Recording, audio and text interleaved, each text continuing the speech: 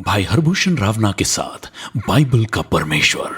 नमस्कार मित्रों, स्वागत है आपका इस विशेष अध्ययन श्रृंखला में जिसका नाम है बाइबल का परमेश्वर।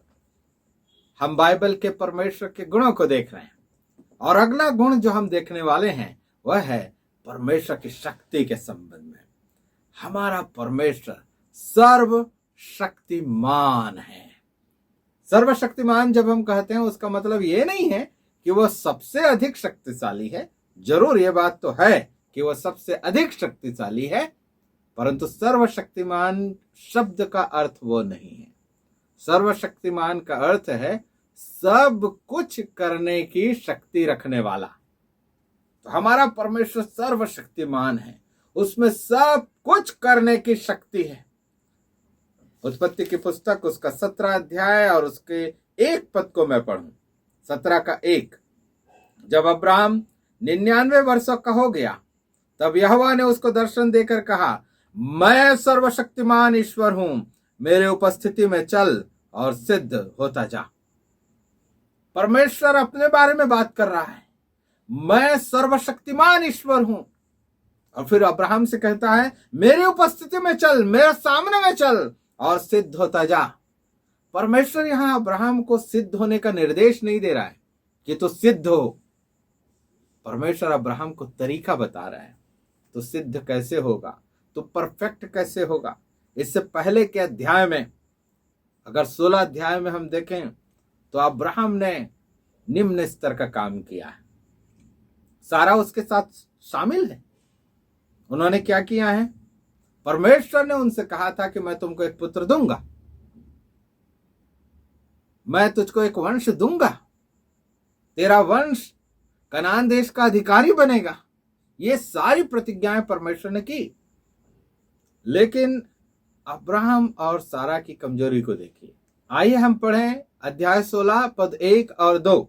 यहां लिखा है, अब्राहम की पत्नी सारा के कोई संतान न थी, उसके हाजिरा नाम की एक मिस्री दासी थी।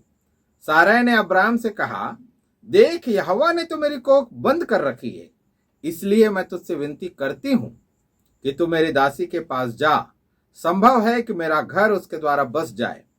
सारा की यह बात अब्राहम ने मान ली। तो परमेश्वर ने प्रतिज्ञा किया था, तेरे वंश को मैं दूंगा। और अब ये दोनों पति पत्नी क्या कर रहे हैं? पत्नी की तरफ से शुरुआत हुई है, सारे की तरफ से शुरुआत हुई है। संभव है कि मेरा घर मेरे दासी के जरिए बस जाए, तो मेरे दासी के पास जा। बिल्कुल वैधानिक रूप से यह सही काम था।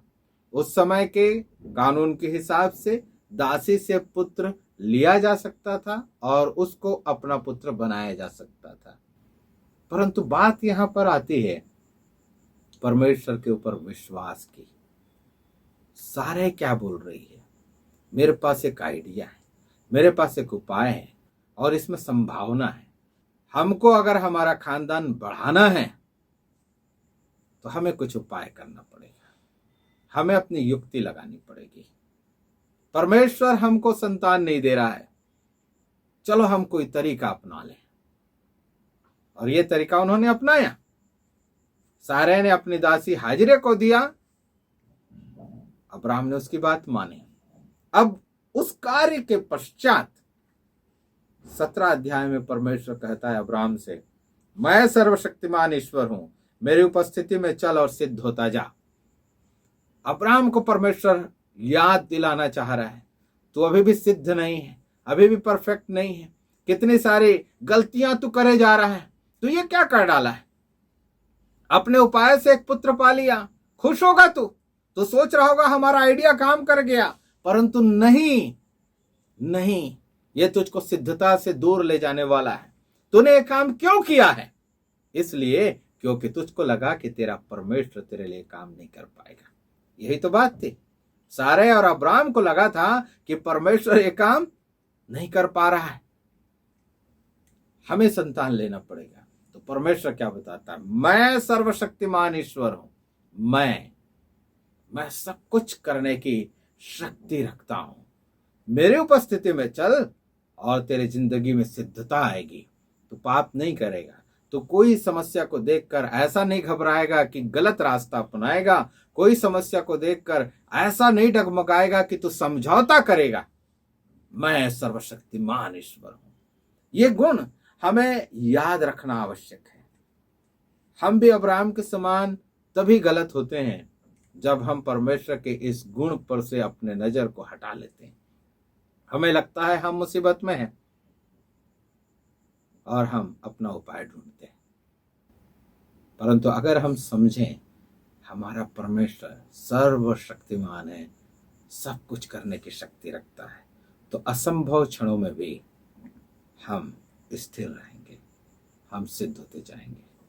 परमेश्वर हमारी मदद करे। यह गुण हमें हमारे विश्वास की रक्षा करने योग्य बनाता है। निर्गमन की पुस्तक 6वां अध्याय और उसके 3री आयत में हम आएंगे।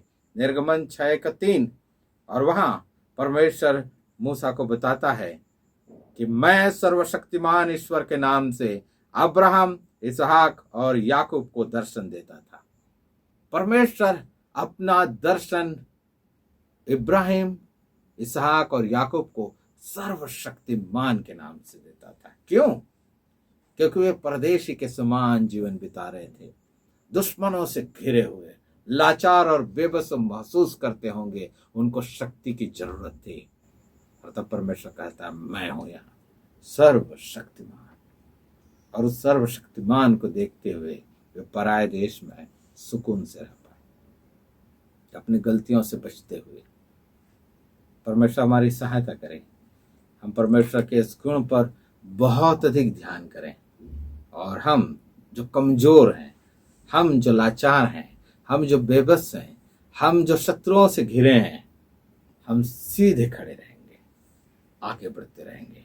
हमारा परमेश्वर सर्वशक्तिमान परमेश्वर है। और हम अगर देखें बाइबल संदर्भ इसके बारे में इतने सारे जगह में परमेश्वर के इस गुण को लिखा गया है। 2 कुरिन्थी 6:18 में आपके लिए पढ़ता हूँ। 2 कुरिन्थियों की पत्री अध्याय 6 और उसका पद 18। पौलुस ने उस पत्री को लिखा है कुरिन्थ के विश्वासियों के लिए, और वो लिखता है 6:18 में, और मैं तुम्हारा पिता होऊंगा और तुम मेरे बेटे और बेटियां होंगे। यह सर्वशक्तिमान प्रभु परमेश्वर का वचन है। यह सर्वशक्तिमान प्रभु परमेश्वर का वचन है। प्रभु परमेश्वर जो सर्वशक्तिमान है। प्रकाशित वाक्य 1:8 में भी इसी बात को बताया गया है। उस परमेश्वर के इसी गुण को प्रकाशित वाक्य जो बाइबल के अंतिम पुस्तक है, 1 अध्याय और 8 पद, वहां लिखा है, प्रभु परमेश्वर जो है और जो था और जो आने वाला है, जो सर्वशक्तिमान है, यह कहता है मैं ही अल्फा और ओमेगा। प्रकाशित वाक्य की पुस्तक 19 अध्याय और उसका 6 पद, वहां पर भी यूहन्ना इसी बात को फिर से लिखता है। वहां लिखा है, फिर मैंने बड़ी भीड़ का सा और बहुत जल का सा शब्द और गर्जन का सा बड़ा शब्द सुना, हालेलुया, क्योंकि प्रभु हमारा परमेश्वर सर्वशक्तिमान राज्य करता है। परमेश्वर सर्वशक्तिमान राज्य करता है। इस बात को बोलने में कितना आनंद है। हमारा परमेश्वर सर्वशक्तिमान है। परमेश्वर हमारी सहायता करे, ये विचार हमें पकड़ ले, ये विचार हमको जकड़ ले, हम उस परमेश्वर की शक्ति पर विश्वास करें और आगे बढ़ें अपने विश्वास जीवन में। परमेश्वर के बड़े नाम की महिमा। जय मसीह। मोक्ष राग YouTube चैनल पर लाइक करें, सब्सक्राइब करें और शेयर करने न भूलें।